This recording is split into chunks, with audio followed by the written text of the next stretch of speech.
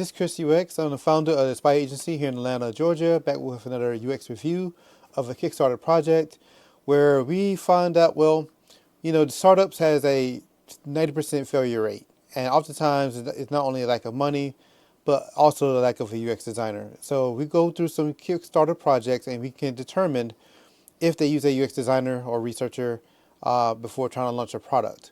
So for this episode, for this short video, we go over an app called Delurk. So let me go over here and we're gonna watch the promo and then we kind of go through this campaign here. On today's social media, only the loudest voices get heard, while real voices drown in an endless flood of influencer posts and sponsored content. Social media promised connection. Instead, we became faceless followers. It promised conversations. Instead, we became sponsored content consumers.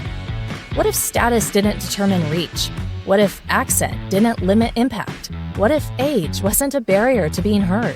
Welcome to Delurk, where every voice creates ripples, where a teacher's wisdom reaches CEOs, and a teenager's question sparks global conversations.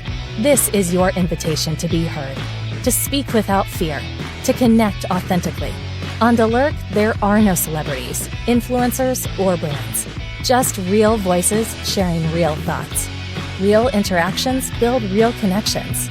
Build authentic connections instead of being a follower. Delurk transforms your voice into text and broadcasts it as you speak, equalizing all voices, regardless of accent, gender, or age. Our unique algorithm ensures everyone gets heard. It keeps conversation flowing, prevents interruptions, and ends the conversation gracefully when everyone has had their say. We invite you to join us in our mission to reshape social media, to create a space where every voice matters, where real conversations happen, and where authentic connections thrive. We need your support to build the future where being heard isn't a privilege, it's a right.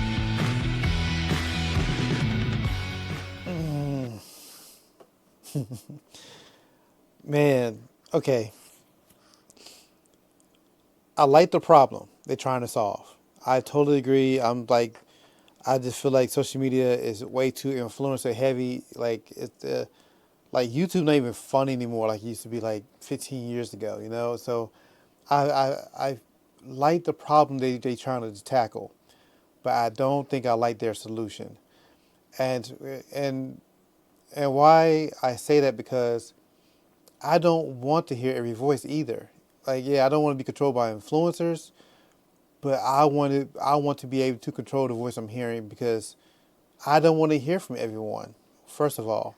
Two, it seemed pretty, I feel like they try to run like a democracy, right? Like everyone's heard, every voice counts. And I'll be honest with you, like even America itself is not a democracy, it's a republic. My personal opinion here, okay? My personal opinion. Democracies don't work. I feel like it don't even work in your own household where even within your own household when everyone has equal say, you know, in a decision. I just don't think it works. So to have a world like a global app trying to emulate that, I don't think that's a solution to that particular problem. I may be a little biased because I was working on some of you probably know I was working on a social media platform 2 or 3 years ago to tackle the exact same problem. But you know, it's different solutions to a problem. I get that, but I feel like this is not the answer because I don't think I want to hear everyone's voice. And then, okay, cool about how you want to keep people anonymous for keep people from being attached to a certain brand or influencer. Like I put it like this, even in your regular life, we just take, like, say you need advice about something, about your health, for example. Will you want everybody giving you advice about your health, or will you want to go to a particular doctor to give you advice? That's where I'm coming from. So I don't feel like I like the problem they're trying to tackle, but I do not like the solution. But anyway, let's go down here and see let's see if we can figure out how they even came to this. Was this somebody's idea, or did research lead them to this? Imagine a world where a regular person's voice matters just as much as billionaires or celebrities. I'm already like I said, and I'm not here to praise or glaze a billionaire or celebrity, but I don't want this. Everybody, yeah, I'm just one of those people. I feel like even most Americans are not the smartest. I feel like we live in a society where most people have smartphones, but that doesn't mean they're smart people. That's just me. Oh man, a world where every voice is heard and treated equally, regardless of status, follower count, or accent, or where spontaneous dialogue fosters authentic connections. Yeah, we're moving down here. Okay, the people who created this. We got two software engineers originally from Ukraine, a country now ravaged by war. The conflict has torn us away from our homes, separating us from our families and friends.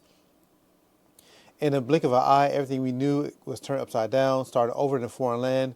We found ourselves missing our old circle of connections. As introverts, forming new connections became even more challenging. Our personal experiences with isolation and the challenges of forming new connections in a foreign land inspired us to create Delurk. The problem, yeah, okay, we already covered the problem here.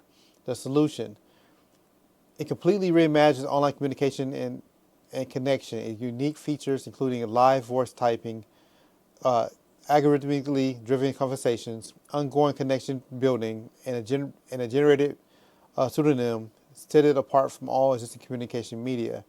These features work together in harmony to deliver a truly unique experience that brings our ultimate vision to life, making every voice heard. And that's another thing too. And now I feel like you're going to two different things here. Like, are you trying to make connections, or you just want to hear if you're just trying to hear from everyone? I don't think they can be the same. Uh, the live voice typing, I feel like that can be standard with any smartphone these days. So that part doesn't really stand out to me. Typing out your message or speaking it voice to text, I think they're pretty standard. The alert uses a unique algorithm to drive each conversation. It keeps the conversation flowing, prevents interruptions, and ends it gracefully when everyone has had their say. The algorithm makes all voices heard, promote listening, inclusivity, and diverse conversations. I wonder how to determine when the conversation is supposed to end. And yeah, I think some things could be, should be inclusive, but not everything has to be inclusive. That's just me. Connection building. All right, the alert continuously tracks interactions between users, instantly updating their connection scores based on speaking, clapping, branching, etc. This makes connections authentic, where higher scores increase the likelihood of future conversations together. But every voice must be heard.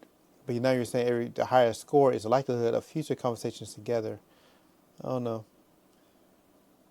Yeah, okay. So here's where we are with the development. Goody. As of today, all key features have been implemented and tested.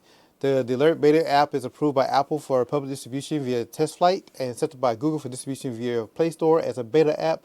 The Alert servers are up and running and can handle up to 15,000 simultaneously connections. Okay. Beta launch. Apple's test flight has a 10,000 hard limit on the number of beta testers. We want to give our Kickstarter backers priority in securing a spot in the beta program. That's why we decided to launch the beta by inviting our backers first. If you have any seats left, we'll open it to anyone as a free download via our landing page. Production launch. Beta feedback and the number of bugs found in beta users are two main factors that affect our production timeline. Our ultimate goal is to launch the alert on the Apple App Store and Google Play Store by the end of the year. I might get my thoughts in here in a sec. Post-launch plans. One feature we're considering for the future is the boo button. Oh, sorry. I don't know why that made me chuckle.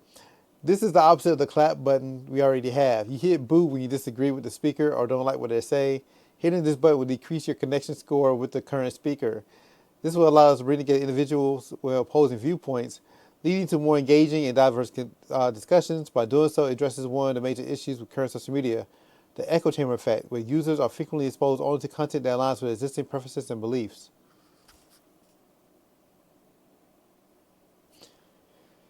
So if I'm having a conversation with someone and they have an opposing viewpoint I don't like, and I boo them, And if from my understanding, I see them less. That's like I'm saying. I don't feel like, and you do want to avoid the echo chamber too. I'm just not feeling it. The business model. All right, let's talk money. Existing media platforms treat users as products, not customers. The real customers are brands and celebrities who pay to advertise and promote sponsored content. Unsurprisingly, the social media companies focus on maximizing profits, designing their platform to prioritize ads and sponsored content over promoting genuine conversations and connections. So they want to be 100% ad-free, no brands, no influencers, sponsored content, or third-party app tracking. Goody. I like that. Therefore, we decided not to follow the existing social media business model. Cool. So basically, you have to pay to keep things up and going. I don't see investors seeing money in this, to be honest. You try to attract investors here. And I don't see investors want to be a part of this. One. Two, no, I don't feel like they use UX here. Because it seemed like they want to do the UX on the back end once they launch, and then save the beta testing for the backers, and it should be tested way before then. It should have been tested for the creation of the app, and I don't feel like they did, because I feel like if they tested it before making this app, I think it would lead to a different looking app, because I don't think they're solving the problem, in my personal opinion. So, but anyway, I might hit my max time on here. So, let me know your thoughts. Do you think this is a good concept? Yes or no? Do you think they solved the problem? Yes or no? If you agree with me, disagree with me, let me know. I'm gonna go with they didn't use a UX designer. I don't feel like they use research. I think they try and do it on the back end, which is a very expensive way of doing things. But yeah, like I said, I like the problem they're trying to tackle. I don't care for the solution. And I don't mind being wrong, but to me, they didn't even validate it to prove that I'm wrong. So, yeah, that's my take on it. So anyway, thanks for watching. If you'd like to watch more videos, you can check them out here.